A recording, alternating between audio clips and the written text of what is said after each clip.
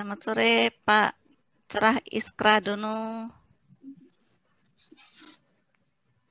Selamat sore Bu Suryani, terima Ya. kasih. Sehat Bu? Alhamdulillah.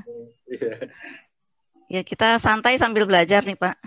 Sharing. Oke, monggo Bu. Dengan senang Ya, hati. mohon izin ini di sini pakarnya banyak sebenarnya. Pakar semua ya. Udah banyak nih. Luar biasa. Bulan Februari yang penuh semangat ya.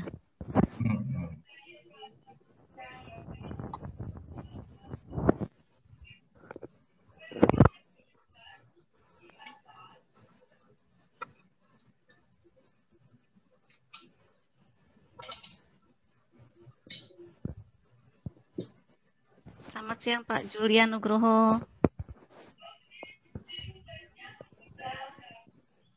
Ibu Nana, Ibu Made. Halo Bu. Ya, Pak Julian. Selamat siang. Mohon maaf saya agak ya, Pak, agar nggak mengganggu respon. Saya minta izin. Yes. Untuk di mute. Yes. Semoga sukses semuanya para HR karena human capital is the future for our generation kan. Betul Pak. Ya, good luck Bu. Thank you Pak Julian. Ya, terima kasih Pak Julian. Selamat siang Pak, sukses ya Pak. Sama-sama, terima kasih Pak. Saya izin mute ya Pak, biar nggak ganggu. Takutnya yang di tempat saya masuk ke sana. Oke. Monggo Pak Irwan, kayaknya kita sudah ada 41 orang. Sambil nunggu yang lain, mungkin kita bisa mulai ya Pak. Ya, silakan Bu Ani. Ya, selamat siang Bapak Ibu, teman-teman, sahabat semua, sahabat HR Wikipedia Indonesia. Kembali kita ketemu lagi ya di acara Upskilling, Reskilling di HR Wiki Indonesia. Kita akan mulai acara ini. Kita lakukan HR Wikipedia kembali mempersembahkan ya topik baru, HR as a credible and trusted BP, business partner. Jadi kalau kita amati HR Wikipedia sudah beberapa kali mengadakan acara dengan topik business partner, HR as a business partner. Tapi mari kita lihat ada perspektif lain yang akan dibawakan oleh pembicara kita kali ini.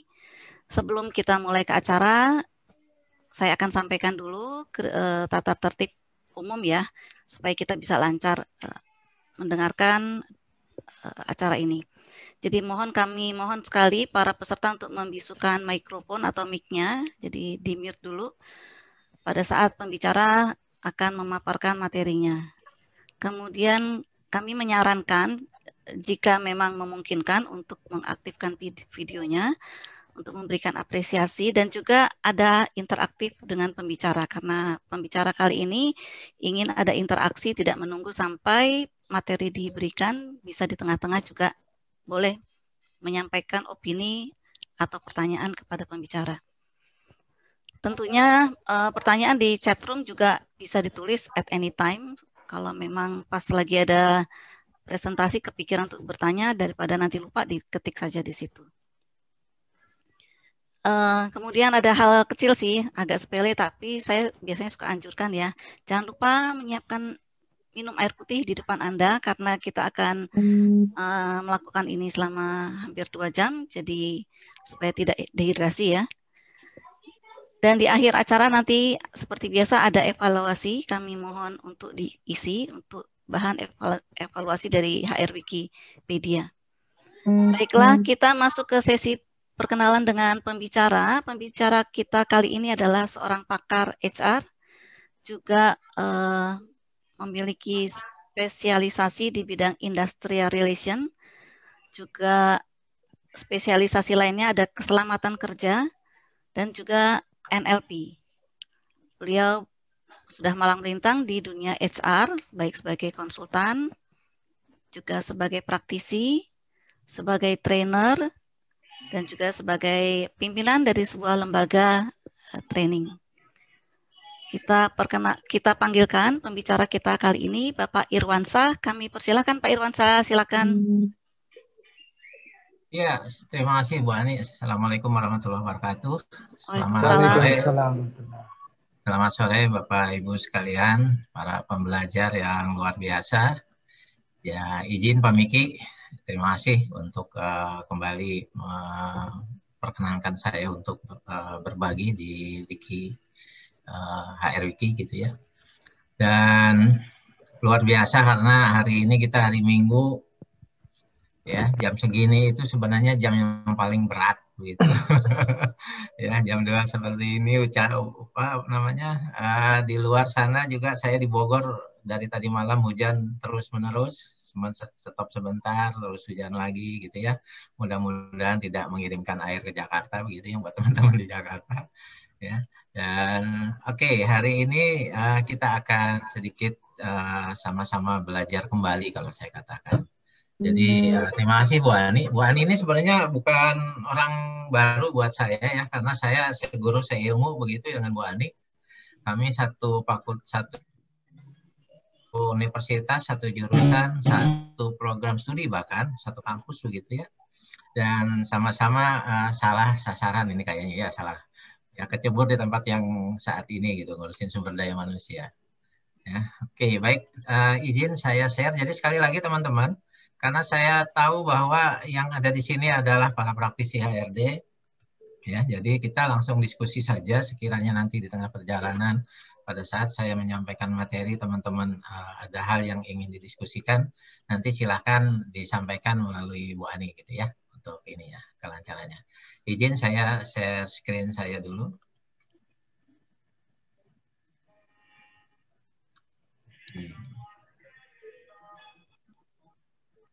Apakah saya sudah terlihat, Bu Ani? Sudah. Oke, baik. Baik, teman-teman sekalian, seperti yang tadi dibilang oleh Bu Ani bahwa kita sebagai HR ya rasanya sudah lama sekali gitu melakukan pekerjaan kita sehari-hari. Ya, bahkan saya yakin di beberapa perusahaan itu title HR Business Partner itu juga sudah dipergunakan, ya kan? Jadi ada beberapa, saya juga dulu di perusahaan sebelumnya sempat menyandang HR Business Partner juga, begitu, ya. Tapi pertanyaannya adalah apakah memang itu yang benar-benar dimaksudkan sebagai HR Business Partner, ya. Jadi nanti kita akan sama-sama diskusi. Ini yang saya bisa pahami, gitu, teman-teman. Nah, ini quote kita siang hari ini. Saya senang sekali menggunakan ini karena saya selalu bilang ke para leader di perusahaan bahwa bisnis itu adalah about people. Jadi kita tidak sedang membangun bisnis, tapi kita sedang membangun orang. Jadi nanti mereka lah yang akan membangun bisnisnya. Nah, jadi itu yang dikatakan oleh Zig Ziglar dan itulah yang selalu saya sampaikan berkali-kali kepada tim saya juga bahwa kita itu mempunyai andil yang sangat besar dalam pencapaian strategi bisnis perusahaan. Karena kitalah yang ikut membangun orang-orang atau people di dalam organisasi. Ya, mudah-mudahan teman-teman setuju juga. Kemudian teman-teman tentu sudah maklum bahwa kita saat ini sudah berada di era industri 4.0. Ya, jadi kalau kita bicara revolusi industri, kita ada di posisi 4.0, di mana era digitalisasi ini sudah benar-benar merubah merubah banyak hal di dalam baik itu organisasi maupun di dalam perusahaan itu sendiri, ya. Cyber physical system, internet of things, networking dan segala macam itu berubah. Dulu kita tidak pernah membayangkan kondisi yang sedang kita lakukan sekarang saja untuk belajar bersama kita menggunakan media online seperti ini, gitu ya. Kita juga dulu tidak pernah membayangkan anak kita sekolah dulu dilarang bawa handphone ke sekolah. Sekarang malah mereka harus punya handphone karena harus belajar melalui internet. Ya. Kemudian para penjaga tol sudah hilang entah kemana, para penjaga parkir juga seperti itu. Artinya dunia berubah. Dan sejalan dengan itu, saya lewatkan saja videonya. Sejalan dengan itu bahwa kita juga harus sadari bahwa ternyata bersamaan dengan perubahan revolusi industri, bahwa seharusnya human resource itu sendiri juga melakukan transformasi yang sejalan. Ya, jadi kalau kita ingat revolusi industri itu 4.0 dimulai tahun 2000-an, ya 2000-an sampai sekarang, bahwa ternyata kita sebagai HR juga harusnya sudah masuk di era yang berbeda juga dibandingkan peran-peran kita sebelumnya. Ya, jadi kalau di awal-awal itu masih welfare management di mana fokusnya kepada employee protection gitu ya, dan seterusnya. Kita bicara sekarang itu harusnya kalau bicara human capital management berarti fokus kita sudah harus menjadi strategic partner. Ya, mudah-mudahan kita bisa mengikuti itu karena kalau tidak kita yang akan berubah. Ya, begitu teman-teman. Nah, dunia berubah, organisasi berubah nggak? Gitu ya. Kondisi COVID yang kita hadapi sekarang, teman-teman, ini benar-benar merupakan satu kesempatan yang sangat baik. Saya sering mengatakan bahwa inilah kesempatan kita untuk naik kelas. Ya, karena apa? Karena kita dipaksa untuk berubah. Cara kita bekerja itu sudah berubah. Ya, jadi work from home, communication method, flexible time, ya itu dulu tidak ya tidak memudahi lah begitulah. Tapi sekarang rasanya itu sudah benar-benar menjadi kegiatan kita sehari-hari. Rasanya Jakarta juga sampai saat ini kan masih 25% yang kerja gitu, selebihnya ada di rumah begitu bekerja. Ya, lifestyle kita juga sekarang berubah.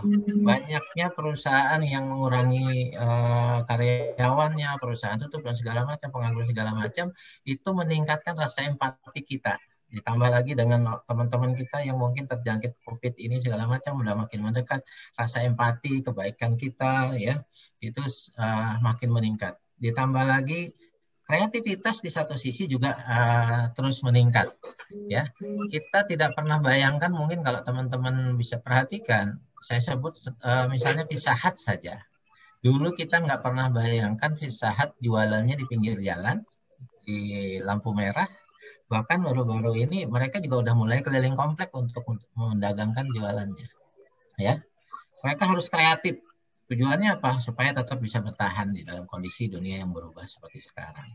Ya, organisasi culture kita otomatis juga berubah. Bagaimana interaksi kita sekarang ini karena sebagian karyawan sudah tidak terpecah, ada yang di rumah, ada yang di kantor, tentu interaksinya juga berubah. Hubungan dengan karyawan juga menjadi berbeda. Sekarang itu sepertinya kita menjadi lebih dekat. Kenapa? Karena kita satu perasaan gitu ya dengan teman-teman kita dengan kondisi yang dihadapi perusahaan saat ini. Jadi sering sekali saya mengatakan di perusahaan bahwa kita patut bersyukur kita masih bisa survive pada saat di tempat yang lain sudah kesulitan. Ya, jadi kita benar-benar sekarang merasakan bahwa organisasi culture kita di perusahaan juga harusnya sudah mengalami perubahan. Tambah lagi kalau kita bicara kondisi sekarang dengan COVID, ya bisnis kita itu bisa dibilang bisnis yang bersih, bisnis yang sehat gitu ya, karena semuanya ikut andil dalam menjaga kesehatan masing-masing, saling mengingatkan, kita tracking kalau ada yang sakit, siapa yang kemarin berhubungan dekat dan segala macam, itu semua dijaga ya. Protokol kesehatan semua kita lakukan ya.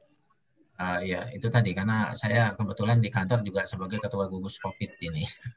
Ya, jadi banyak sekali yang kita lakukan untuk kita bisa memprotek perusahaan dan karyawannya untuk tetap bisa melakukan aktivitas dan bagaimana agar tetap mereka semua dalam kondisi sehat walafiat. Teman-teman, ini hanya terminologi saja. Jadi kalau kita bicara HR gitu ya, kita selama ini menyebut HR bahwa sebenarnya kan bahasanya banyak sekali. Personalia, personel, human capital, bahkan ada yang menyebut dengan modal insani. Tapi kalau kita bicara kamus besar bahasa Indonesia, ya satu-satunya yang dipakai sebenarnya adalah sumber daya manusia. Ini terminologi untuk orang-orang yang bicara di dunia HR. Kemudian kalau dari sisi saya melihat, kalau kita bicara HR sebagai bisnis partner, ya, apakah kita sudah menjadi HR business partner itu kita bisa lihat dari 3 hal ini. Yang pertama kita harus memahami dulu siapa customer kita.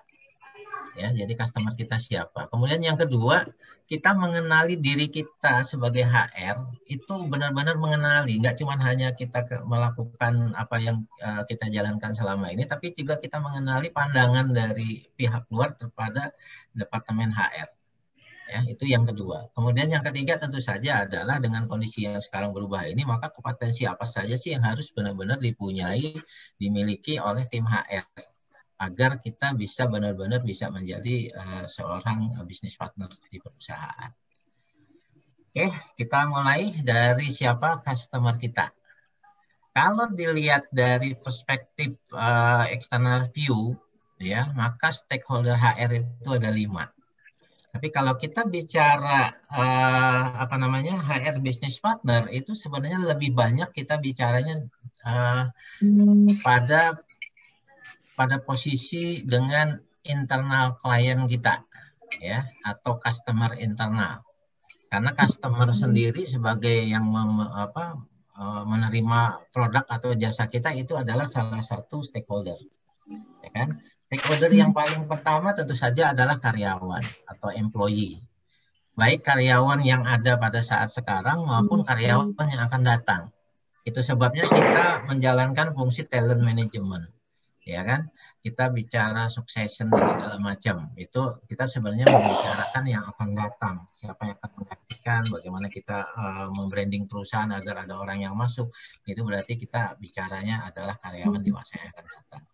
Kemudian yang tidak kalah pentingnya, customer kita yang nomor 2 adalah para line manager. Karena mereka lah tempat kita day to day melakukan strategi eksekusi kita untuk seluruh program-program di HR.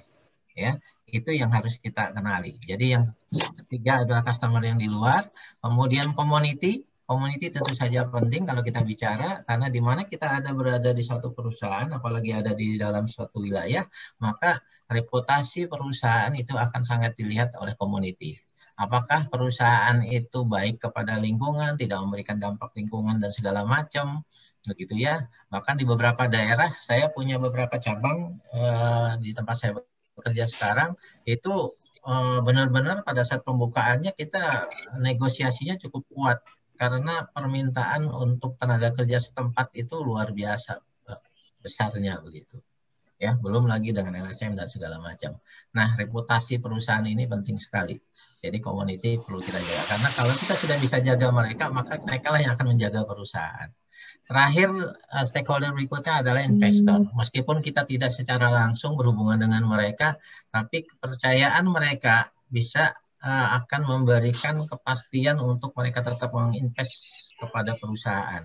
Dengan cara apa? Dengan cara mereka melihat bahwa perusahaan ini bertumbuh. Perusahaan, organisasi tempat di mana kita ada bertumbuh karena andil kita adalah membantu manajemen atau owner segala macam untuk mereka bisa mencapai bisnis strategi dan risetnya kelihatan oleh para investor. Itu tentang customer kita. Tapi kembali lagi kalau kita bicara HRBP, maka customer yang perlu kita perhatikan adalah customer internal. Ya. Aduh, di luar hujan. Oke, teman-teman, saya tidak akan bicara detail tentang HR area, ya, karena ini adalah menjadi tugas kita semua. Ya, di sini semua adalah para praktisi HR. Saya yakin semuanya sudah paham. Tapi paling tidak saya hanya ingin menunjukkan bahwa pada saat kita mengatakan diri sebagai human resources, itu apalagi dengan embel-embel development di belakangnya, maka ada 9 hal yang harus menjadi tupoksi kita. Mulai dari rekrutmen, talent, performance, reward, industrialization, culture management, ditambah organization management, personal management, kemudian HR analytics, dan change management. Ini menjadi tupoksi kita. Artinya kita harus benar-benar menjalankan ini. Ya kan? Nah, sayangnya teman-teman, jujur saja masih banyak perusahaan di luar sana yang mereka masih terjebak dengan rutinitas sehari-hari. Jadi mereka lebih banyak pada mengurusi personal management dibandingkan ngurusin orangnya. Sehingga kadang-kadang ada anekdot yang pernah saya dengar juga, Orang HR itu justru melupakan haknya, ya. Mereka lupa human-nya begitu. Padahal human-nya itulah. Saya di perusahaan yang baru juga saya selalu bilang ke tim saya belum berani menggunakan development. Kenapa? Karena kalau bicara development berarti tanggung jawab kita itu besar sekali. Yang penting saat ini kita mulai meningkatkan kompetensi dulu, ya. Karena kalau kita berubah, maka kita akan bisa memberikan impact kepada pekerjaan kita dan stakeholder kita yang lain. Ya, oke. Lanjut ke HR strategi dan business research. Saya yakin teman-teman sudah sangat paham bahwa pada saat kita membuat HR strategi di awal tahun, gitu ya, itu harusnya berdasarkan bisnis strateginya. Ya, jadi bisnis strategi di satu organisasi atau di perusahaan tempat kita bekerja, itulah yang akan menentukan HR strategi kita yang akan kita lakukan di tahun itu. Ya, jadi kalau ini di awal tahun atau di akhir tahun sebelumnya sudah dimunculkan, maka ini juga akan mengikuti. Ya, tujuannya agar kita bisa membantu pencapaian bisnis risetnya. Nah, saya kadang-kadang jujur saja teman-teman, saya masih menemukan orang HR fokusnya di 4 ini, bagus, ya, tapi melupakan satu hal, industrial relation. Industrial relation ini juga punya peranan yang sangat penting karena ini berkaitan dengan bagaimana kita menjaga organisasi itu bisa harmoni. Ya, hubungan antara pengusaha, karyawan, pemerintah itu bisa berjalan dengan harmoni. Ya, jadi ini juga akan sangat berpengaruh pada keberhasilan bisnis. Jadi kalau orang lain mungkin lupa dengan HR-nya gitu, kalau yang sudah ingat dengan H-nya, tapi jangan lupakan aturannya. Ya, saya kira begitu teman-teman. Ya. Kemudian yang kedua kita masuk ke topik mengenali kita sebagai HR.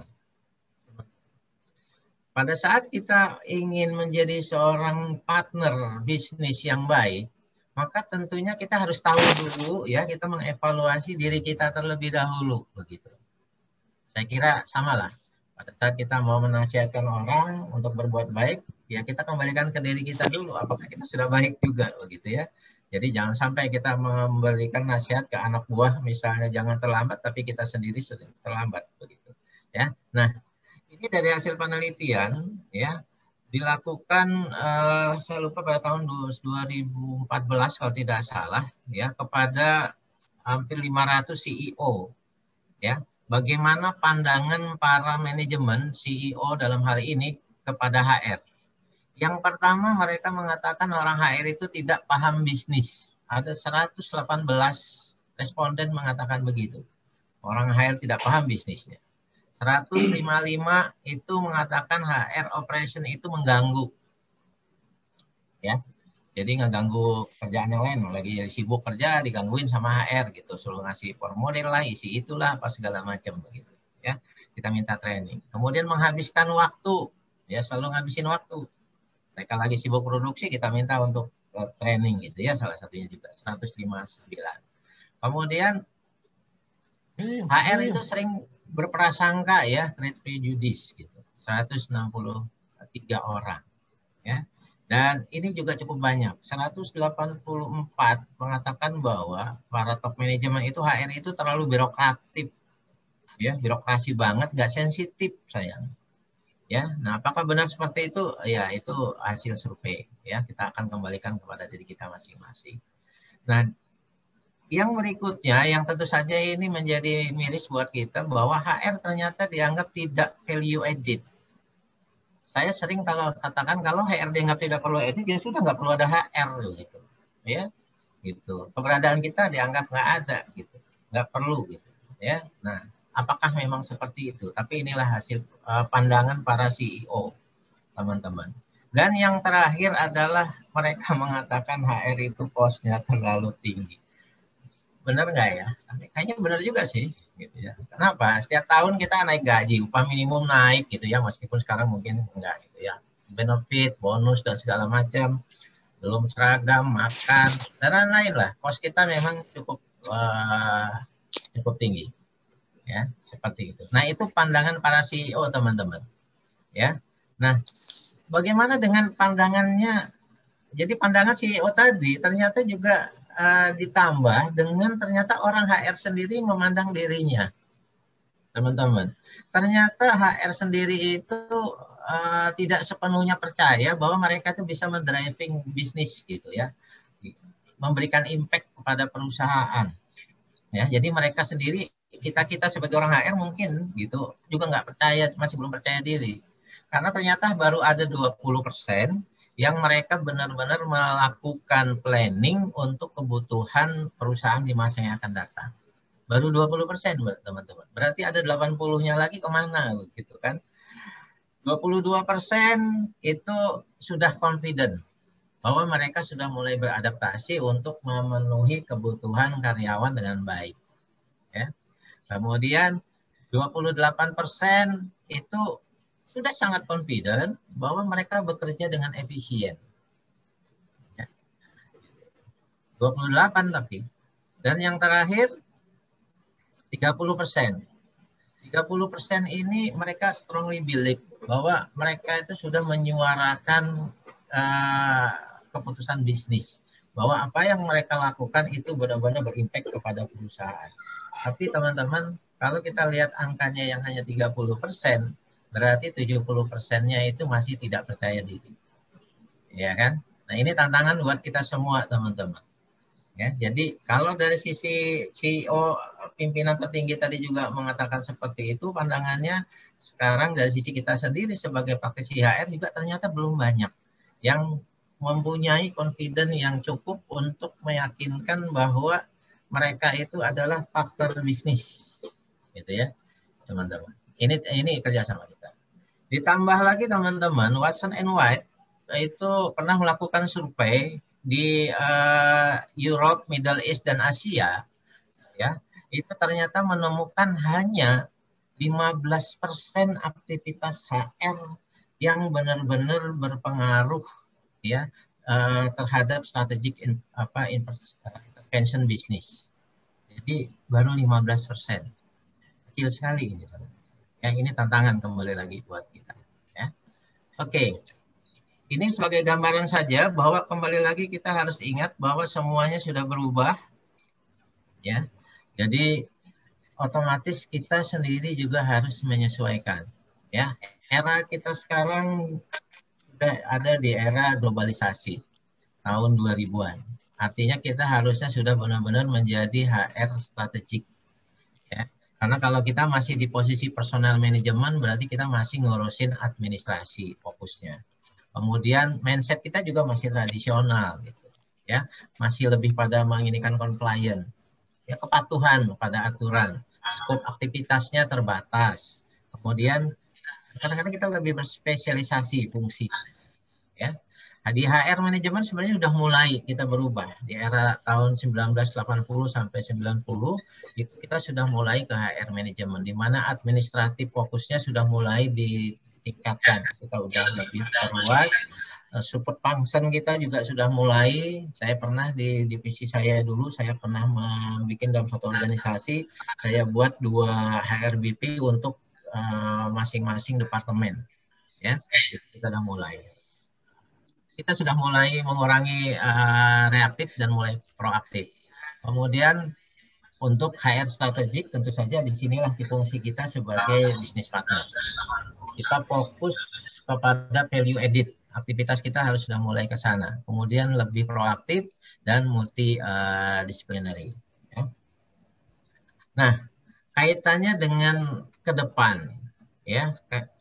Teknologi sekarang kita ada di era digitalisasi, artinya teknologi harus hidup berdampingan dengan kita. Kita sendiri sebagai HR sudah harus melek teknologi. Jadi kalau di awal-awal kita hanya kontrol masalah payroll pada saat personal departemen, gitu ya. Kemudian di HR operation kita sudah mulai dengan ada ERP dan segala macam, kita sudah mulai melayani. Kemudian di langkah selanjutnya itu integrated talent management, kita mulai ke enable decision management, itu talent teknologinya sudah benar-benar dibuat, ya. Ke depan tentu saja kita harapkan, kita tidak tahu ini posisinya mulai kapan, tapi rasanya sih karena kalau penelitian Gersin ini dilakukan 2014, sekarang sebenarnya sudah mulai. Bahwa HR high impact itu untuk drive bisnis itu sudah mulai kita lakukan pada saat sekarang. Nah, Oleh karena itu teman-teman, oh ya sekali lagi kalau ada yang mau langsung mau nanya silakan ya. Gitu. Teman-teman, ini secara tradisional role kita juga harus kita rubah, kita geser. Kalau kita bicara mungkin masih banyak teman-teman di HR yang menggunakan pola-pola seperti ini. Kita habis waktu 70% untuk masalah transaksional sama administrasi. Ya, melakukan kegiatan performance assessment itu hanya 25%, mikirin strategi apalagi hanya 5%. Nah, ini yang harus kita geser teman-teman, ya, karena udah tidak bisa lagi kalau kita ingin menjadi bisnis partner perusahaan yang dipercaya dan kredibel, itu maka kita harus merubah bahwa administrasi dan transaksional itu hanya 25%. 55%-nya itu kita melakukan performance enhancement. Kita melakukan perbaikan dan segala macam yang mendorong kepada bisnis, bagaimana kita membantu internal klien kita mencapai goal-goal mereka, begitu ya. Dan 20%-nya kita selalu memikirkan perbaikan, strategi-strategi. Seperti itu, teman. Ya, ini yang harus kita lakukan. Tentu saja perubahan ini dikaitkan dengan perubahan teknologi tadi. Artinya apa? Kalau kita masih melakukan secara manual sulit, ya, karena transaksional dan administrasi ini kalau kita masih lakukan manual akan sangat sulit, teman-teman. Oke, nah mindset kita juga harus berubah tentu saja. Ya, ini yang paling penting pada saat kita menyatakan diri kita sebagai HR business partner, maka mindset kita berubah dari yang sifatnya administratif, tugas orientasinya kepada tugas, pada penyelesaian proses-proses pekerjaan, ini harus sudah mulai berubah ke arah bahwa semua yang kita lakukan, ya, itu dampaknya apa kepada bisnis, ya, nggak cuma pekerjaan kita, tapi artinya secara keseluruhan apa yang dilakukan oleh Departemen HR itu dampak kepada bisnisnya apa. Mindset yang harus kita rubah adalah bahwa sibuk bukan berarti produktif. Ya, kadang-kadang kita melihat ya berangkat pagi pulang malam begitu misalnya, kerjaan nggak pernah selesai gitu ya. Kalau yang manual ngeprint gaji aja bisa sampai berhari-hari begitu. Kalau masih manual, ya. Nah itu sibuk, tapi apakah itu produktif? Nah, kembali lagi kepada kita teman-teman. Ya, oke. Kalau bicara mindset berubah, maka tentu saja adalah kita bicara tentang pemberdayaan pikiran kita, teman-teman. Ya, jadi kalau di awal-awal kita bicara administration payroll, ya, itu baru kepada bagaimana otak kita, gitu ya, kita gunakan untuk masalah administrasi. Pada saat kita sudah mulai bergeser ke arah talent management, ya, kita sudah mulai mengoptimalisasikan pikiran kita. Teman-teman yang kemarin sempat belajar NLP pasti paham bahwa pikiran yang kita terima itu lebih dari 2 juta byte, ya, informasi. Nah itu besar sekali yang kalau tidak kita optimalisasikan itu akan berpengaruh pada perilaku yang akan ditunjukkan. Kemudian sekarang itu eranya sudah social collaboration. Artinya apa? Kita harus mengkonekkan, ya. Jadi hubungan interpersonal itu penting sekali, ya. Karena apalagi sekarang kita berhadapan dengan era yang berbeda, ya. Kita berhadapan dengan kaum yang berbeda, para milenial. Oh, sorry. Ya, di sini mungkin masih banyak milenial gitu ya. Gitu. Jadi bagaimana mengkonekkan itu? Kita itu sebagai HR sebenarnya adalah jualan, menjual ide dan segala macam. Oke, teman-teman, ya, berikutnya adalah pertanyaannya. Setelah kita tahu pandangan tadi, ya, dari sisi manajemen, kemudian dari sisi kita sendiri sebagai HR, ya, kita merubah mindset kita. Berikutnya adalah apakah kita sudah menjadi seorang bisnis partner saat ini? Baru teman-teman udah belum ya? Ya, mungkin ada yang mau sharing langsung, yang praktisi HR silakan, ada yang mau sharing apakah sharing dulu, saya sudah bisa menjadi dulu. Ya, sudah menjadi bisnis partner. Ibu Nana mungkin mau sharing, Bu. Saya stop dulu ininya Bu Ani ya. Iya, boleh. Terima kasih Bu Suryani, terima kasih Pak Ardiwansa. Kalau tadi mendengarkan pencerahan dari awal dan akhir, sebetulnya sometimes kita merasa berpikir untuk bagaimana supaya maju. Izinkan saya memperkenalkan diri saya dengan Nana dari Hospitality Industry, Pak, yang tentunya industri yang paling habis saat ini. Jadi agak menggeliat. Kenyataannya kita tutup. Saya dari Triserbe Bintan, yang tentunya juga banyak sekali impact-nya. Di antaranya adalah reducing manpower, sudah pasti, karena yang masih yang sudah habis kontrak kerjanya tentunya kita tidak bisa memperpanjang karena situasinya masih tutup gitu. Cuman dari beberapa seperti tadi kita sebagai HR business partner kita punya kebetulan teman-teman yang sudah punya sekali banyak pengalaman di international hotel chain dan lain sebagainya yang sebetulnya selalu on the customer service driven, the way we are thinking of, yang notabene sometimes kita bukan sometimes, banyak sekali hal-hal yang sebetulnya bisa kita lakukan untuk survive di hospitality industry. Tapi bagaimana caranya untuk convince CEO atau ini yang bahwa kita di bawah melakukan hal-hal yang sepertinya sih kayaknya sepele dan illegal gitu, tapi yang sedikit ini bisa membuat kita survive loh gitu.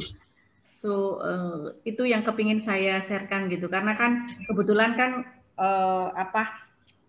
corporate kita ada di luar gitu, jadinya kan tidak melihat day to day-nya yang ada di bawah gitu, dan kebetulan saya sebagai mamaknya anak-anak boleh dikata gitu ya. Kalau HR itu kan mama dari anak-anak semua talent kita itu. Jadi banyak sekali hal-hal yang kita lakukan.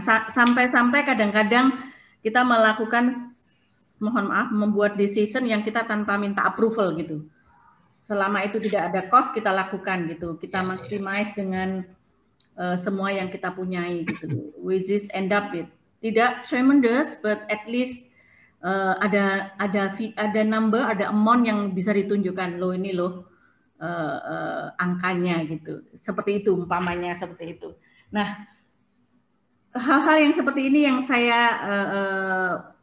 kepinginnya, ataukah the way we present to management yang membuat kita kurang diterima atau bagaimana, atau mohon maaf karena kita mungkin di Indonesia ini kurang promosi, jujur aja tidak ada dana promosi, jadi orang Indonesia nggak kenal. Terus sekarang kita harus pakai domestic market, which is nggak ada pilihan gitu ya. Kalau dulu kan Bintan ini kita punya customer itu 98% adalah dari luar gitu, karena kita sangat dekat dengan Singapura, yaitu hanya 50 menit dengan ferry, dan Malaysia. Mungkin karena itu jadi kita terlupa bahwa kita tidak membuat promosi di dalam negeri gitu. Nah, sekarang terbalik nih, kita harus membuat promosi dalam negeri. Jadi hal-hal yang seperti inilah yang kami rasakan. Namun masih bersyukur bahwa walaupun kita harus survive, kita menunjukkan angka-angka yang bisa dilihat, at least walaupun tidak seperti wow seperti dulu gitu. Nah, pertanyaan saya, how to convince manajemen bisa kita ini menjadi editor gitu ya.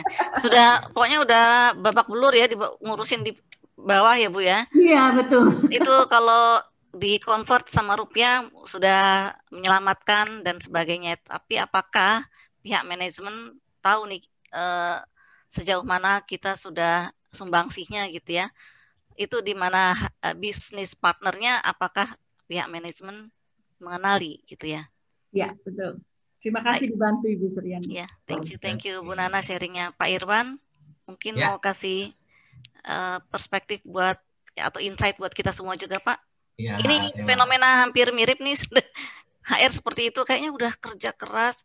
Kalau di convert rupiahnya bahkan seperti tangible, intangible banyak Pak. Tapi kok masih tadi surveinya masih bilang, aduh HR tuh masih yang begini dan begitu.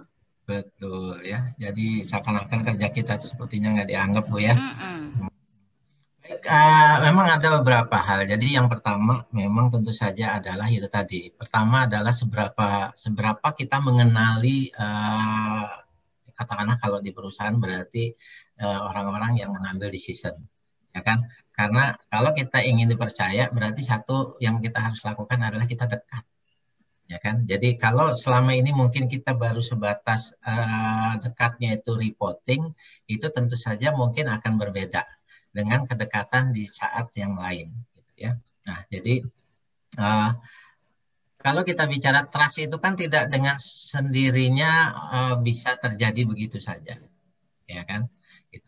Trust itu nanti kita akan bicara di belakangnya lagi ya. Trust itu kan baru muncul setelah para owner gitu ya, klien internal kita melihat bahwa kita kredibel di sana, ya. Jadi kita kredibel di sana. Nanti kita, jadi contoh gini, sederhananya kalau kita mau bicara bisnis partner, itu saya sering mengatakan begini, kalau kita mau dianggap bisnis partner itu adalah kita itu orang yang dicari pertama kali pada saat perusahaan punya masalah. Nah, apakah kita sudah diperlakukan seperti itu gitu, ataukah justru kita malah ditinggal? Kita tiba-tiba tahu loh ini kok ada pembukaan pabrik baru ya, kok saya nggak diajak. Nah itu kan berarti kita belum masuk dalam posisi kita dipercaya begitu ya. Jadi kembali lagi teman-teman, yang pertama tadi kita tahu customer kita mengenali diri kita, kemudian yang berikutnya adalah kita seberapa sih proses kedekatan kita dengan para internal klien kita, khususnya para pengambil decision ya. Itu ditambah lagi dengan kemudian kita tunjukkan ya bahwa kita memang kredibel di sana. Ya. Bagaimana proses kredibelnya? Tentu saja adalah kita menunjukkan hasil, ya kan? Menunjukkan hasil. Hasil tentu saja harus sesuai dengan strategi bisnisnya. Kalau kita bicara bisnis proses, itu sebenarnya nggak harus serta-merta di ujungnya, tapi sebenarnya adalah setiap internal klien kita itu kita bantu untuk mereka bisa mencapai atau achieve goal-goal mereka saja, itu sebenarnya sudah merupakan salah satu hal yang bisa menunjukkan bahwa kita kredibel. Karena begini, kepercayaan itu kadang-kadang bisa muncul melalui pihak yang lain. Misalnya ya, board of direction itu ada 3 atau 4 orang. Kita sudah dikenal oleh 2 atau 3 yang lain dan mereka percaya selama ini dengan kita. Tapi CEO itu karena jarang berkomunikasi dengan kita, maka dia tidak kenal. Tapi kita akan disupport habis oleh para board of direction yang lain, yang karena selama ini mungkin kita sudah bisa menunjukkan hasilnya. Ya, jadi kurang lebihnya seperti itu, bahwa memang tidak ada sesuatu yang instan. Ya, kita tetap saja bekerja keras, teman-teman. Jangan patah semangat bahwa kita selalu melakukan semuanya itu nilainya ibadah. Ya, kita akan tetap melakukan yang terbaik sesuai dengan strategi bisnis kita. Dan yang sering saya lakukan adalah saya memastikan strategic plan HR itu sampai ke owner. Itu yang saya lakukan, bahwa itu strategic bisnis yang bisa membantu. Nah itu yang kalau mungkin sedikit yang bisa saya tambahkan, Bu Ani. Oh, oke. Ya. Mau langsung lagi atau mau ada pertanyaan? Ya, saya kira boleh langsung ke. Terima kasih. Thank you, Bu Nana. Terima kasih, Bu Nana. Makasih, Pak Irwan. Kita tetap supply. Oke, tadi sampai mana? Oke, teman-teman, saya lanjut. Terima kasih Bu Nana untuk sharingnya. Ya, mudah-mudahan kita semua diberikan kekuatan sehingga kita bisa melewati situasi yang ada sekarang. Kalau kita ingin menjawab apakah kita sudah sebagai seorang bisnis partner, maka ada PR-nya nih, ada homework-nya teman-teman. Kita harus dulu menjawab pertanyaan-pertanyaan ini. Ya, yang pertama adalah value added. Ya, apakah yang dilakukan HR sudah memberikan nilai tambah? Yang kedua adalah bagaimana HR departemen itu bisa menambahkan ya apa yang didapat gitu ya tambahannya oleh ke customer internalnya, mohon maaf. Ya, jadi apa yang ditambahkan masih sama seperti value added. Kemudian bagaimana kita mengukur efektivitas kerja HR sendiri? Apakah kita selama ini sudah merasa fine-fine aja gitu ya? Ataukah kita sudah merasa puas? Atau justru itu tadi, CEO mandangnya beda, kita merasa oke-oke aja. Nah, oleh karena itu efektivitas HR harus kita ukur begitu, teman-teman. Bagaimana cara melakukannya? Ya, yang paling gampang adalah audit HR. Ya, kalau nggak salah apa ya? Ada materi tentang audit HR. Ya, berikutnya adalah investasi ke employee. Bagaimana kita dapat berinvestasi kembali kepada karyawan. Teman-teman, seperti yang tadi saya sampaikan, quote-nya yang paling saya suka adalah kita itu tidak sedang membangun bisnis, kita membangun orang, karena mereka lah yang nanti akan membangun bisnis. Nah, itu yang selalu pesan itu saya sampaikan ke owner. Ya, artinya apa? Oke, Pak Irwan, Bapak yang paham tentang HR, saya serahkan semuanya keputusan tentang HR kepada Bapak. Waduh Pak, kalau saya udah begitu kan Bapak Ibu sekalian, saya udah luar biasa. Semua program yang saya sampaikan disupport habis. Ya, karena saya bilang itu tadi, dia udah sepaham dengan saya bahwa kita investnya adalah ke karyawan. Dan mereka lah yang nanti akan mengerjakan bisnisnya. Ya. Kemudian tentu saja strategi HR apa yang dapat kita lakukan. Nah ini yang kita harus yang pasti kita akan susun ya kan teman-teman. Untuk bagaimana strategi agar pekerjaan HR itu bisa memberikan nilai tambah, bagaimana kita bisa berinvestasi kepada karyawan dan segala macam. Ini adalah strategi yang harusnya kita buat di awal tahun. Begitu. Kemudian engagement, ya. Apa yang kita lakukan untuk membuat karyawan tinggal di perusahaan kita? Ya ini dalam kondisi normal ya. Beda kalau kondisinya terpaksa kita harus mengurangi. Tapi paling tidak kan begini. Kita melakukan engagement setiap yang normal kan 2 tahun sekali, ya. Di situ paling tidak ada 2 pertanyaan yang selalu kita sampaikan, ya. Apakah mereka mau mempromosikan perusahaan, ya, kepada orang lain untuk bekerja di tempat kita dan berapa lama mereka bekerja di perusahaan ini, ya. Kalau mereka menjawab oke dan akan bekerja selamanya, berarti mereka engage. Ya. Tentunya elemennya banyak, yang saya tahu ada sekitar 49 pertanyaan terkait dengan employee engagement. Kemudian bagaimana perusahaan ya kita sendiri berinvestasi kepada departemen HR-nya. Jangan sampai departemen HR kalah bersaing dengan para pesaing yang lain gitu. Ya, karena itu tadi kompetensi HR itu kan harus full gitu, teman-teman. Nanti kita di ujung akan sampai ke sana, ya. Jadi bagaimana strateginya? Yang saya selalu tambahkan dalam setiap membuat strategi adalah penguatan tim HR. Karena dunia berubah, saya bilang. Kita siap-siap sekarang menghadapi Undang-Undang Cipta Kerja yang saya tahu sih informasinya udah ditandatangani, RPP-nya teman-teman tunggu aja, mungkin dalam minggu depan itu sudah akan disebar. Ya. Kemarin-kemarin kan baru RPP, ya, yang saya dapat informasi dari teman saya di kementerian itu mereka sudah tantangan. Nah ini yang juga jarang kita lakukan dari perspektif HR, apa yang kita lakukan untuk meningkatkan posisi pasar.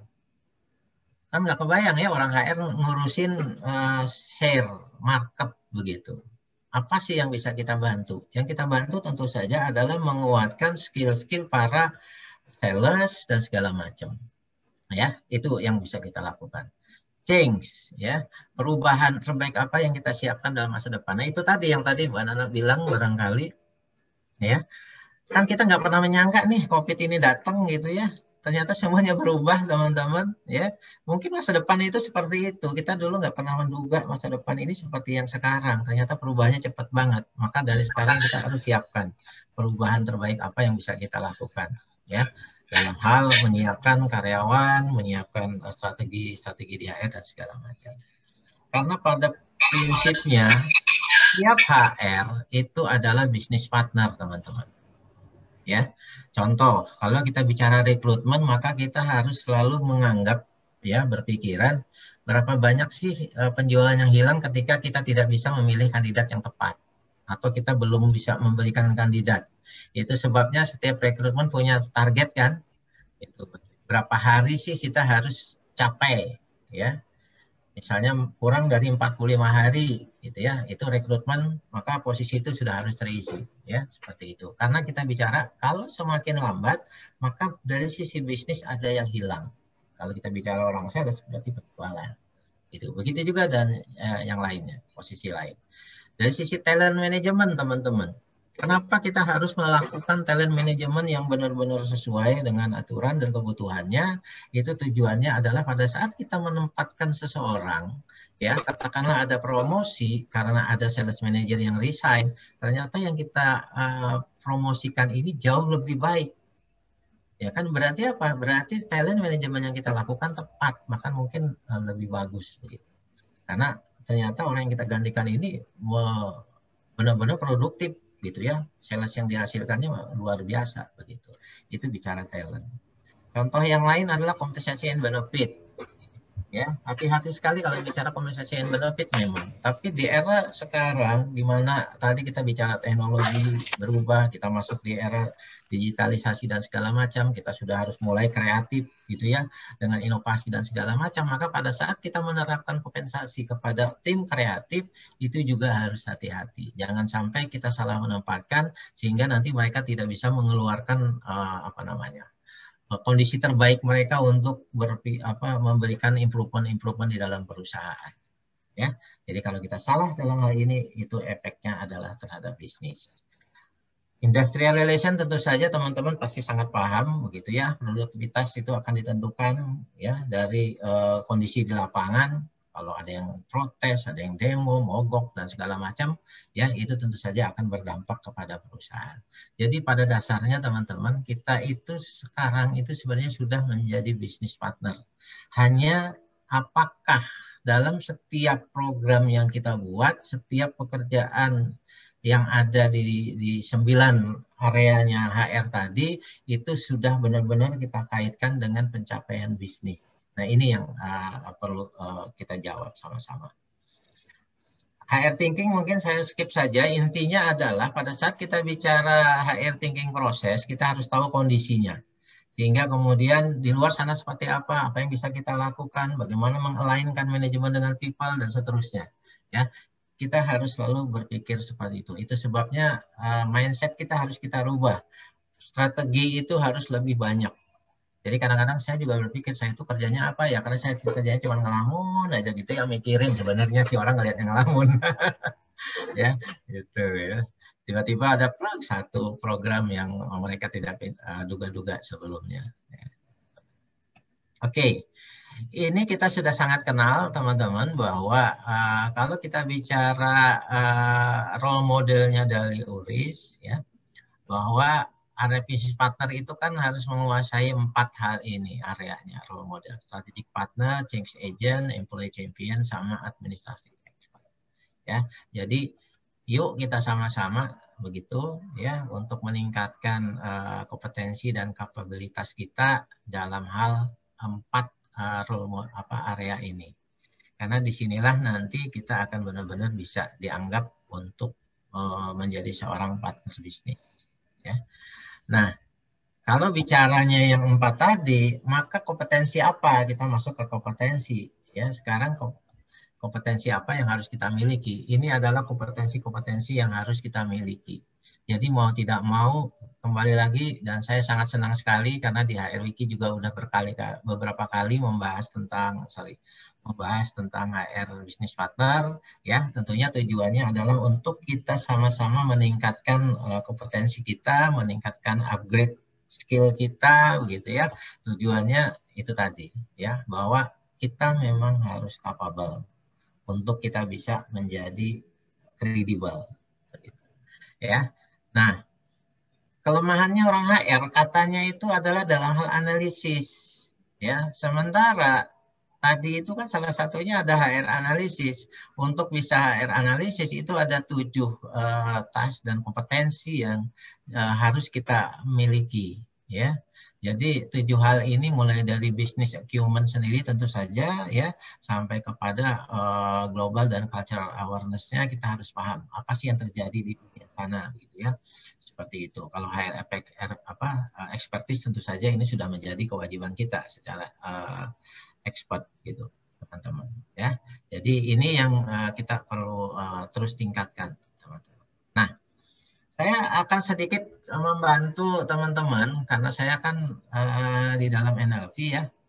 Jadi kalau kita mau bicara talent people gitu. Gimana sih caranya menjadi seorang talent people gitu ya. Sebagai HR business partner, yuk kita lakukan seperti ini. Jadi merenungin gitu kalau bahasa saya, ya. Siapa saya gitu ya. Kemana arah karir perjalanan saya, ya kan. Terus kompetensi, komitmen, dan kontribusi sekarang itu seperti apa sih? Gitu ya.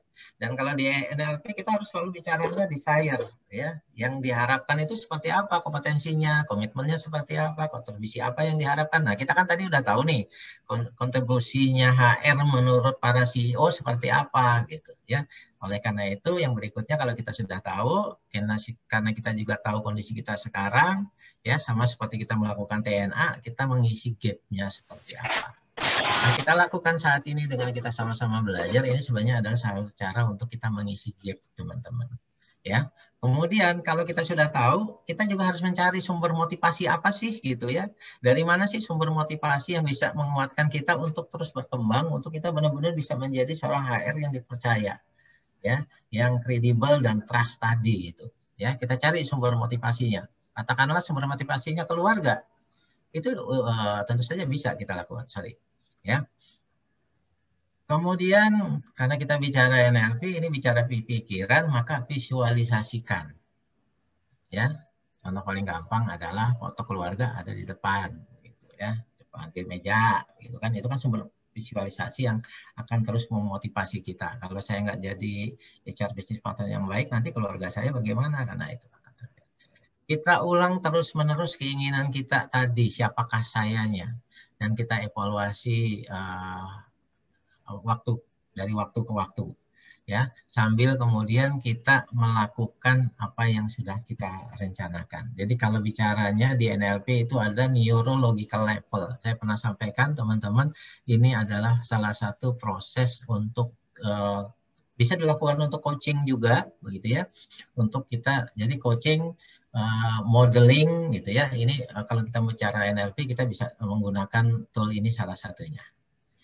Oke, nah yang tidak kalah pentingnya teman-teman yang harus kita ingatkan ya, bahwa setiap HR itu harus meningkatkan kompetensi. Jadi berulang-ulang tadi saya mengatakan bahwa yang pertama adalah customer, yang kedua adalah kita mengenali diri kita sendiri sebagai HR, dan yang ketiga adalah kompetensi. Kompetensi HR business partner menurut Uri kita udah tahu tadi. Kemudian kita harus ingat bahwa setiap HR harus mengkompetenkan dirinya. Dan yang kedua adalah dia harus mengkompetenkan karyawan. Kalau bicara mengkompetenkan dirinya, diri kita sendiri, artinya maka ada soft kompetensi yang harus kita terus tingkatkan dan technical kompetensi. Kalau berdasarkan SKKNI teman-teman, ya HR manager begitu ya, maka ada 8 soft kompetensi yang harus kita terus tingkatkan. Tambah 9 klaster dengan 61 kompetensi unitnya. Ya, saya tidak akan bicara ini. Jadi ini kaitannya dengan SKKNI HR manager. Kemudian kewajiban kita kepada karyawan, jadi tanggung jawab kita kepada karyawan mengkompetensikan mereka itu ada 2. Jadi hanya ada 2 klaster kalau kita bicara SKKNI, yaitu klaster learning and development dan talent management. Hanya ada 2 itu teman-teman, tapi 11 kompetensi unitnya. Ya, jadi ini yang harus kita kita yakini bahwa setiap HR itu punya tanggung jawab terhadap dirinya dan tanggung jawab kepada karyawan untuk kita bisa mengkompetenkan diri kita dan mereka. Oke, kemudian ini saya tinggal 3 slide kali ya, mudah-mudahan. Ya, menjadi HR strategik itu yang pertama adalah kita tahu requirement-nya, kemudian fokus kepada isu-isu yang ada di bisnis, dan kemudian kita mendeliver capability yang bisa benar-benar membuat perbedaan. Ya, jadi kemampuan kita itu benar-benar nanti akan membuat perbedaan gitu. Ya, dalam artian kalau selama ini kita nggak kelihatan, tiba-tiba kita kelihatan. Bisnis kita benar-benar naik, produktivitas karyawan naik, gitu kan. Tentunya prosesnya tidak sesederhana yang saya omongkan. Artinya prosesnya adalah proses learning development dan segala macam, ya.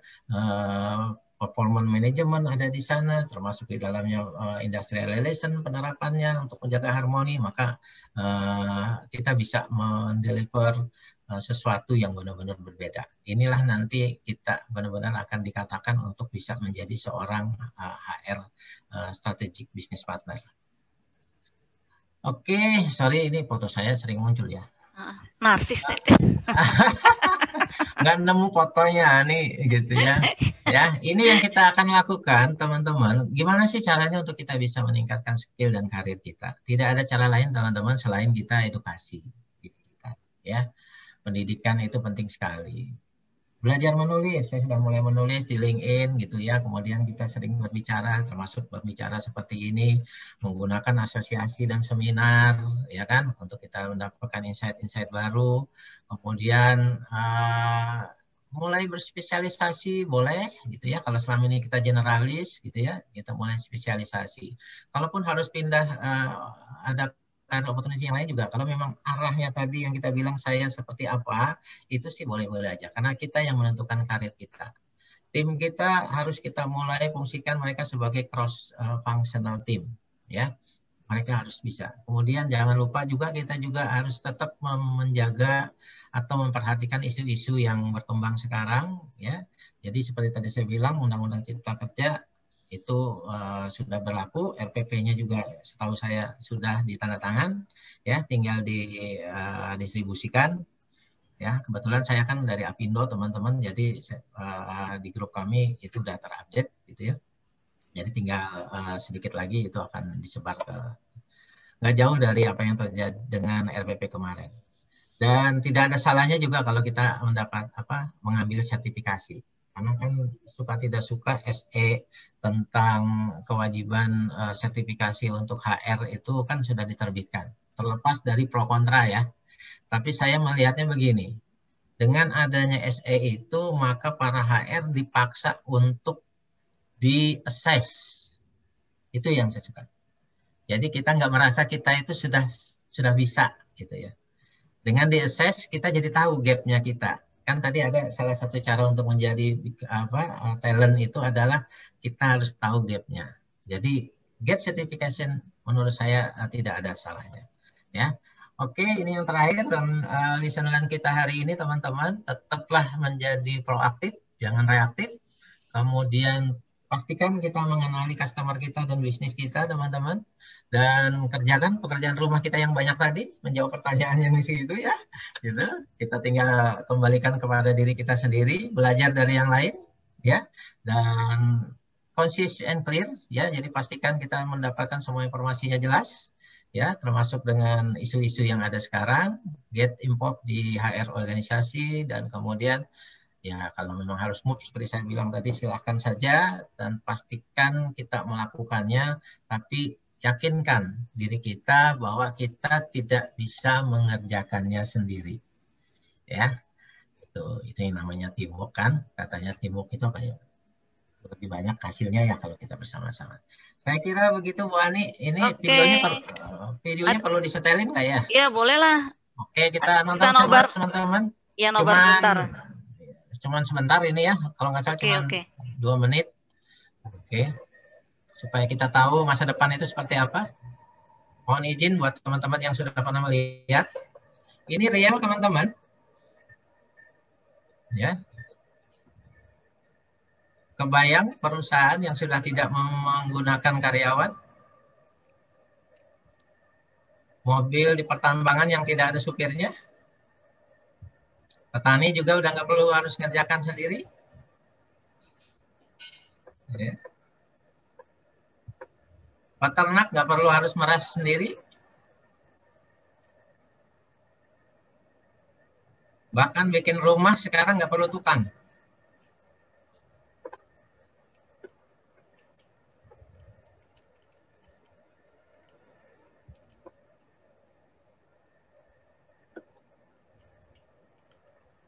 ...24 jam bikin rumah nih, luar biasa.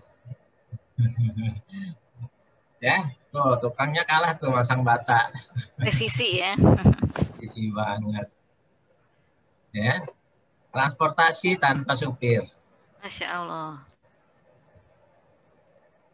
Ya, untuk distribusi.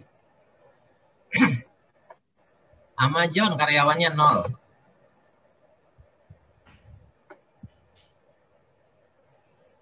Nggak perlu kasir ya. Luar biasa. Ini nggak perlu Gojek malah. Ini pengiriman pertama Amazon menggunakan drone.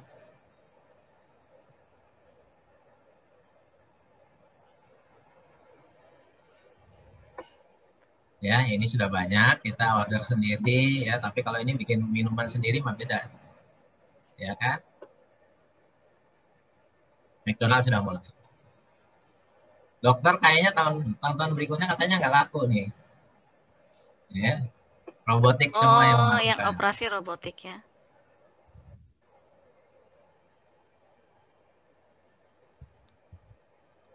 Ini kisah nyata ya, ini sudah terjadi ya, bukan Semua science sudah fiction, bukan Betul. science fiction ya. Ya. Oke, Pak Irwan, nanti di-share di grup WhatsApp ya Pak, diminta Boleh, oleh boleh. para netizen. Coba kita lihat perbedaannya tahun 1900, 13 tahun itu berbeda. Awalnya modul sedikit, sekarang ya robotnya udah pintar nih. Ya, coba.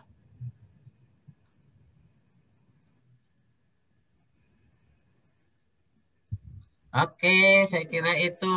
Jadi Ya, thank you. menemukan good partner itu adalah kunci sukses dari semuanya, termasuk di bisnis, di dalam perkawinan, dan spesialnya juga di dalam investasi. Saya kira begitu teman-teman, semoga bermanfaat. Saya kembalikan ke moderator. Terima Oke, kasih. terima kasih Pak Irwansyah.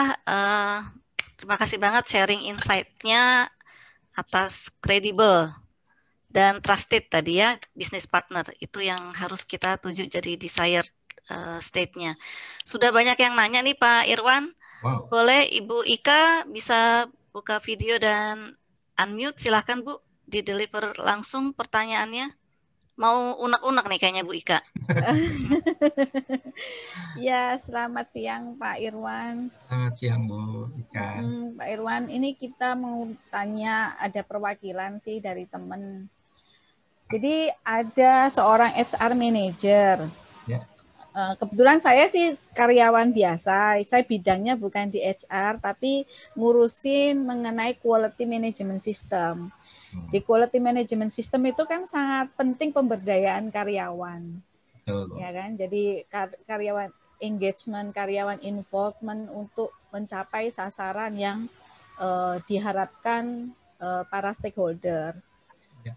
Nah, kenapa saya tertarik dengan ini masuk ke grup-grup HR ini, karena memang akan membantu kami untuk, apakah suara saya kayak robot, Pak? Enggak, Bu. Enggak ya. Mirip sedikit. Ya. Jadi bagaimana kita bisa lebih baik untuk ke depan melalui talent-talent yang ada di perusahaan. Ini ada curhat dari seorang karyawan. Nah, dia ditanya oleh HR manager, kamu pinter training, kamu pinter ngajar, juga sudah ngajar di luar, kemudian banyak kenal dosen, kenapa kok nggak jadi dosen aja gitu. Nah, si karyawan itu kayak terperangah, ini maksudnya HR manager etik nggak ya tanya seperti ini, kok kayak mendepak gitu. Memang si karyawan pernah mengkritik, kok itu si HR manager temannya banyak, di bawah ada berapa orang, kalau nggak salah 5 orang, posisi manajer semua. Ya. Tetapi saya memang juga melihat sebagai MR ISO itu memang tidak produktif memang Pak, dari beberapa kawanan yang dibawa. Ya. Tetapi dengan kondisi seperti ini kayaknya HR-nya tuh risih. Tapi saya cuma ya mendengar aja. Cuman dari sisi HR bagaimana ya ini? Kalau ada pertanyaan seperti ini, ya, apakah itu etik atau enggak ya? Saya juga bingung gitu. Sesama ada dua sisi ya Bu ya. Ya, enggak enak juga sesama teman itu gimana ya Pak ya? Karyawan yang baper atau memang itu HR manager intention banget mau depak dia gitu ya. Memang anaknya kritis Bu, kritis banget ya. Jadi padahal dia kritis tuh bagus ya. Ya, dia sebagai internal auditor sih memang. Oke, Pak Irwan, silakan Ya, Pak. oke, terima kasih. Ya Bu, kalau apalagi posisinya sebagai internal auditor ya memang harus kritis gitu ya. Wajib Jadi, hukumnya ya. wajib itu ya, berarti dia udah sesuai gitu bahkan kalau menurut saya ya kan. Itu adalah kompetensi yang harus dimiliki sebagai seorang auditor ya memang harus kritis gitu, nggak bisa menerima saja kan. Jadi memang selalu ada kurios gitu ya. Keingin tahuan lebih gitu kan, nggak mungkin seorang auditor hanya nerima saja gitu. Bahkan kadang-kadang sih ini saya ngajarin kalau teman-teman itu juga sebagai atasan, sebagai manajer kita itu belajar tentang apa ya istilahnya. Teman-teman pernah dengar ini nggak yang disebut dengan Devil Advocate, Devil Advocate ya. Devil Advocate itu ada filmnya ya. Itu Devil Advocate itu adalah tentang kita itu memberikan pertanyaan atau pernyataan yang justru berseberangan dengan yang disampaikan oleh bawahan atau orang lain. Tujuannya adalah untuk menguji konsistensi yang bersangkutan. Gitu. Apakah dia firm dengan yang disampaikan? Karena itu tadi, kalau orang yang capable, yang benar-benar percaya dengan keilmuannya, bahwa dia akan firm. Gitu ya. Nah, itu yang disebut dengan Devil Advocate, teman-teman. Ya, jadi menurut saya itu perlu kita ada di dalam diri kita juga sebagai seorang leader gitu ya. Nah, terkait dengan yang tadi Bu Ika sampaikan, wajar atau tidak begitu ya. Saya sebenarnya begini, jujur saja sebenarnya kan ini nggak hanya berdiri sendiri, saya yakin. Gitu. Jadi agak sulit mengatakan ini wajar apa atau tidak gitu, karena ini kan kasus yang baru disampaikan, tapi sebenarnya latar belakangnya pasti ada gitu ya, berdiri sendiri ya.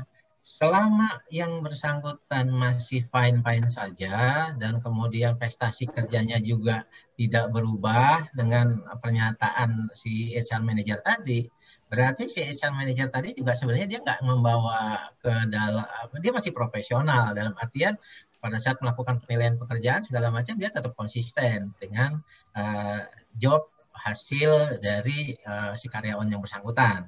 Beda kalau kemudian memang akhirnya seperti ada perseteruan, nah itu kan beda gitu. Kita akan menilai bahwa si HR manajernya yang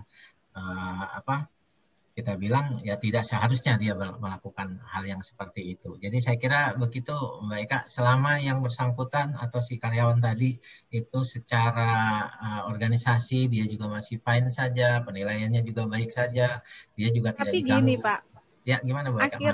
Karena si anak ini, karyawan ini, si Mas ini akhirnya kemarin sempat mau mengundurkan diri. Tapi saya sayang karena dia potensinya bagus. Karena dia gini, karena dia juga mengajar di luar, dia itu juga nggak sengaja sih memang pada waktu dia post untuk mengajak teman untuk bergabung pada ini ya semacam kayak training kemudian dilaporkan sama atasannya, kemudian dia merasa aku kok kayak diintai, kayak ada diusilin gini, dilaporkan sama atasannya. Jadi kayaknya dia udah nggak nyaman, akhirnya aku tak resign aja gitu kan. Saya aduh gimana ya ini. Berasa saya OTT ya. Iya, saya kepingin mempertahankan, tapi anaknya udah mau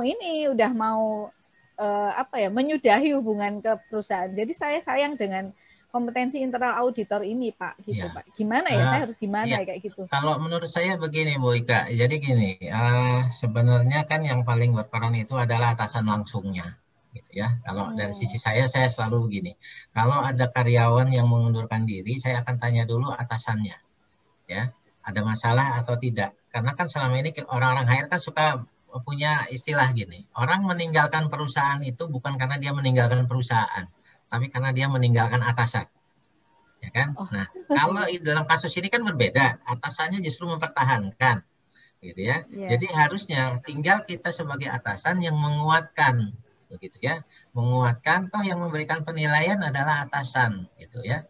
Jadi sayang sekali kalau kita bicara yang bersangkutan ini adalah talent yang baik menurut atasannya, gitu ya, bekerja baik segala macam, ya hanya gara-gara dia bekerja di luar itu kemudian dijadikan alasan ya. kalau saya selalu bilang begini, selama tidak mengganggu aktivitas perusahaan, seseorang boleh aja beraktivitas. Bahkan itu sangat baik. Harusnya dia bisa akan menjadi kekuatan juga. Kan artinya potensinya, talentnya dia itu kan benar-benar kelihatan gitu. Harusnya bisa kita berdayakan. Jadi saran saya, Ibu bicara ke level yang lebih tinggi, biar nanti ada pihak yang level tinggi. Misalnya gini, direkturnya QA itu siapa sih? Kan ada. Nanti direkturnya ini akan bicara dengan HR manager, ya. Oh ya. Gitu ya. Jadi seperti itu, Bu. Jadi Baik, Pak kalau udah Irwan. HR manajernya nahan ya nggak akan QA manajernya nahan nggak mungkin atau kita ya kita paksa untuk keluar. Baik, terima kasih Pak Iya. Irwan. Terima kasih Bu Terima Ika atas kasih, pertanyaannya. Mbak Pak Ani. Irwan, Ya. ada pertanyaan berikutnya dari Pak Nur Cahyo. Bisa minta contoh nggak 2-3 KPI HRBP? Seperti Oke. apa sih gitu ya? Ya, terima kasih. Saya kebetulan ini menggunakan laptop pribadi, jadi nggak kalau yang KPI semua ada di kantor ya. Nanti boleh di-sharing di grup WA ya Pak ya. Tapi Iya, at least 2 atau 3 item Pak yang Oke, bisa jadi nampol. seperti contoh yang tadi Bu Ani. Mm-mm. Ya, jadi kalau kita bicara bahwa kita kan sudah HRBP nih, ya, KPI HR rekrutmen apa? Kita harus secepatnya bisa mengganti kandidat. posisi yang diminta, ya kan? Itu adalah contoh KPI. Jadi semakin kita stretch target kita, ya, maka itu akan membantu bisnis kita berjalan dengan lebih baik lagi, ya. Jadi seperti itu. Karena kembali lagi teman-teman, ya, HR Business Partner itu adalah bagaimana kita bisa membantu internal klien kita mencapai targetnya mereka, goalnya mereka. Jadi kalau kita bicara rekrutmen, ya itu salah satunya. Ya. Kemudian, ya tentu saja kita kaitkan semuanya itu adalah dengan learning HR area yang ada di HR sendiri, ya, yang 9 tadi. Contohnya adalah begini. Saya ngambil contoh punya di Bu Ika gitu, karena kebetulan kan QA gitu, saya baru saja mengalaminya. Kan pada saat yearly meeting ternyata ditemukan external claim itu ada berapa jumlahnya, kemudian internal claimnya juga banyak. Saya tanya ke tim saya, selama ini kita pernah dapat nggak report-report ini? Ternyata tidak pernah disampaikan report klaim-klaim ini. Karena menurut mereka ini kan urusannya produksi, nggak urusan HR. Nah ini aja udah terkotak-kotak. Akhirnya kita pertemukan tim produksi, tim QA dengan tim HR. Kita bikin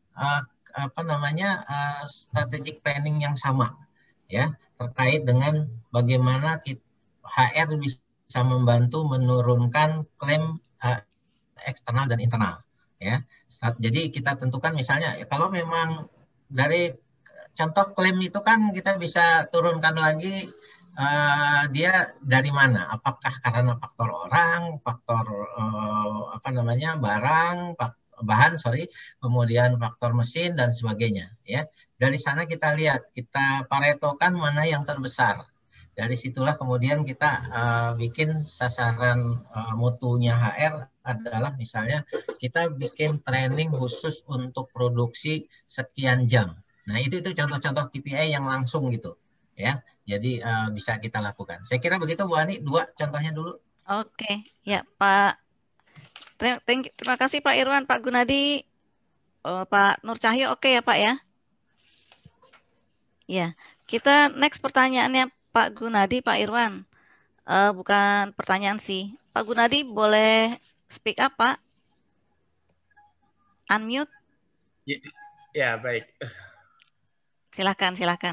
Bagus. Ya, terima kasih Pak Irwan. Baik.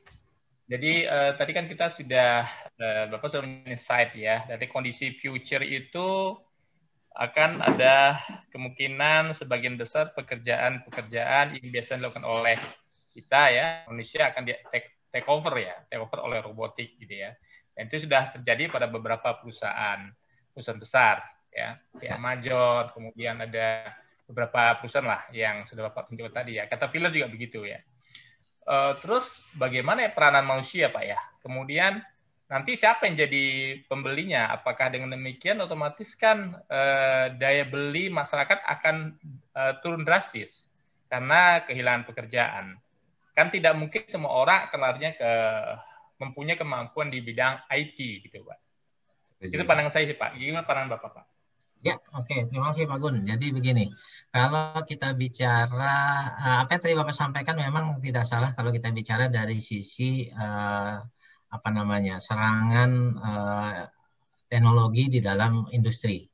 Tapi kita juga tahu bahwa begini, yang sering digembar-gemborkan dengan revolusi industri ini adalah hilangnya kurang lebih sekitar, kalau tidak salah, 50.000 jenis pekerjaan ya. Tapi ternyata bahwa di satu sisi ya dengan adanya revolusi industri 4.0 ini juga menciptakan pekerjaan-pekerjaan baru gitu ya, yang tidak kalah banyaknya. Itu sebabnya kalau kita bicara apa namanya yang ada sekarang begitu ya, optimismenya bahwa tetap saja ya sumber daya manusia itu tetap dibutuhkan. Pak Gun mungkin ingat quote-nya Henry Ford, begitu ya, bahwa silakan ambil bisnisnya, pabriknya segala macam, tapi jangan ambil karyawan. Ya, itu artinya apa? Artinya bahwa tetap sumber daya manusia dipentingkan, karena yang menjalankan robot tetap sebenarnya adalah ada orang di baliknya, begitu. Ya, jadi saya masih percaya Pak Gun bahwa ke depan itu akan tercipta lapangan pekerjaan yang lain yang sekarang mungkin kita juga belum melihatnya, tapi ternyata kreativitas anak-anak muda sekarang contohnya itu kan makin besar di era sekarang ya, sehingga akhirnya mereka tidak tergantung lagi kepada industri karena mereka lebih pada create pekerjaan. Kalau kita bicara sekarang saja di Undang-Undang Cipta Kerja, itu kan yang juga ramai disampaikan salah satunya adalah flexible employee. Ya, orang bisa bekerja lebih dari satu pekerjaan karena sifatnya itu tadi, dia nggak harus hadir di tempat, yang penting resultnya disampaikan. Jadi dari sisi saya selaku orang HR gitu ya, masih yakin Pak Gun bahwa ke depan dunia lapangan pekerjaan itu tetap akan tercipta meskipun tentu berbeda dengan kondisi yang sekarang gitu ya. Hanya yang perlu kita perhatikan adalah jenis-jenis pendidikan apa yang saat ini yang harus kita siapkan ke anak-anak kita ke depan supaya benar-benar bermanfaat gitu ya, karena yang sifatnya rutinitas itu pasti akan dihilangkan. Ya, pencatatan dan segala macam pasti akan hilang. Ya, jadi ya kita sudah harus mulai melihat apa yang harus kita siapkan ke generasi kita ke depan. Saya kira begitu. Silakan saja barangkali ya, teman-teman yang lain tentu saja punya pandangan yang berbeda. Kami persilakan. Ya, Pak Irwan, thank you Pak Irwan. Pak ada satu lagi nih yang mau izin bertanya, Pak Dedi Permana. Pak Dedi mungkin bisa langsung unmute, Pak. Pak Dedi silakan. Ya, terima kasih Pak Irwansyah, Bu Suryani. Saya cukup concern mengenai tadi salah satu slide yang Bapak tampilkan mengenai pandangan manajemen terhadap human resource, Pak. Ya. Kalau kita lihat pada slide tersebut melihatnya jelek sekali ya pandangan manajemen terhadap HR. Seperti itu salah HR yang tidak mengerti bisnis, kemudian HR yang memakai cost yang sangat tinggi, kemudian HR yang tidak memiliki nilai tambah, segala macam. Nah, Pak Irwansyah kan ini aktif di Apindo juga. Ya. Ya, artinya dekat dengan para pengusaha juga. Sebenarnya benar nggak sih Pak pandangan manajemen terhadap HR seperti ini, Pak? Dan kemudian bagaimana kita sebagai praktisi HR merubah pandangan ini selain sebagai pribadi tentu harus building trust, Pak ya, ke top manajemen dan dari Pak Irwansyah.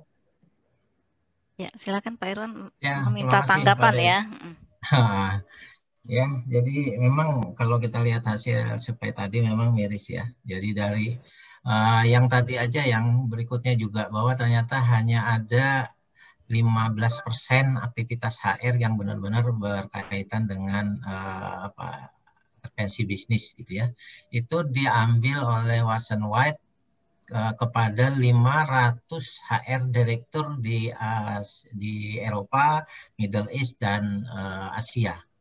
Ya, jadi surveinya valid ya Pak ya? Ya, surveinya valid gitu. Dan Watson White kita tahu gitu ya. Gitu. Ternyata itu yang dimunculkan. Ya. Nah, tentu saja kembali lagi teman-teman, ini PR kita semua sebagai praktisi HR. Ya, merubah pandangan manajemen itu tidak mudah. Sama seperti kita ngurusin anak lah, nggak serta-merta mereka mau ngikut. Apalagi ini manajemen, ya. Manajemen baru bisa berubah dengan kita menunjukkan hasil kerja kita. Cuma itu Pak, yang saya percayai. Bahwa mereka akan percaya kita pada saat mereka melihat hasil yang kita kerjakan itu benar-benar support kepada bisnis mereka. Ya, dengan begitu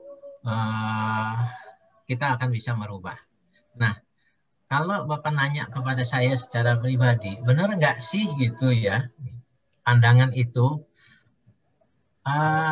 Menurut saya ada benarnya. Ya.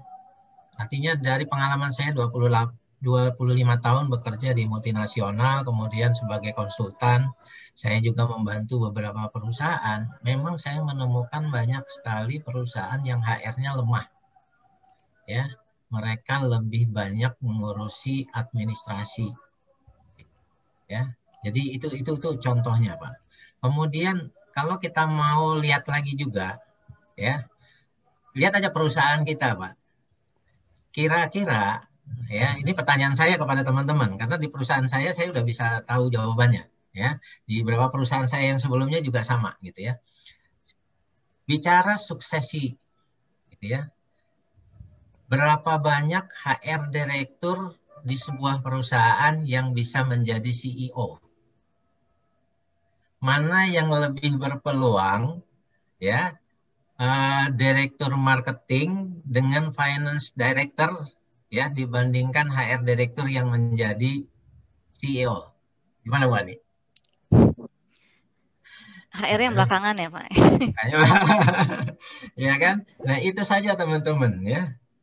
Saya melihat suksesi di beberapa perusahaan itu sedikit sekali yang menempatkan HR direktur kemudian menjadi pucuk pimpinan tertinggi. Wallahu alam kenapa? Jawabannya mungkin salah satunya dari hasil survei tadi.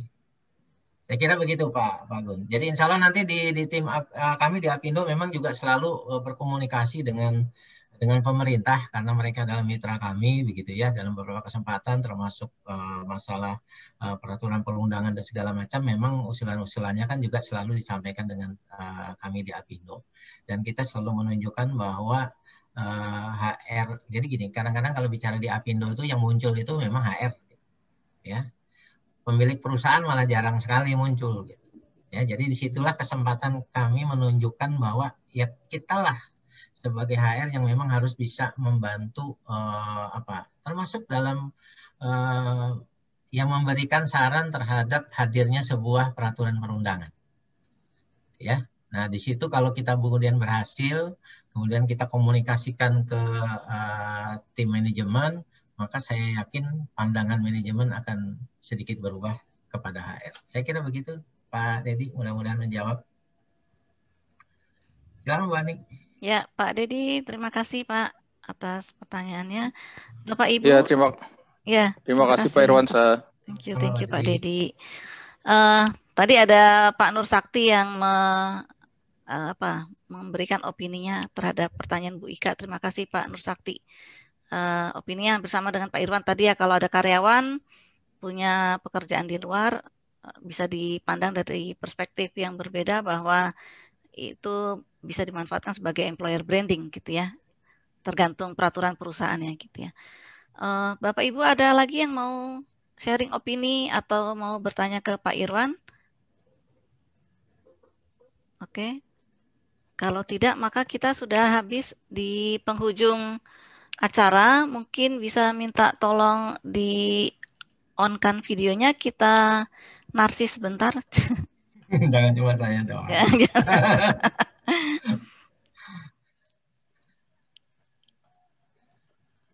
Kita foto bersama. Kita ambil layar pertama dulu. Mungkin mau pakai tanda cinta, boleh, silakan. Itu gimana gini ya? 1 boleh, 2 boleh. Saya ambil screen. Screen pertama senyum.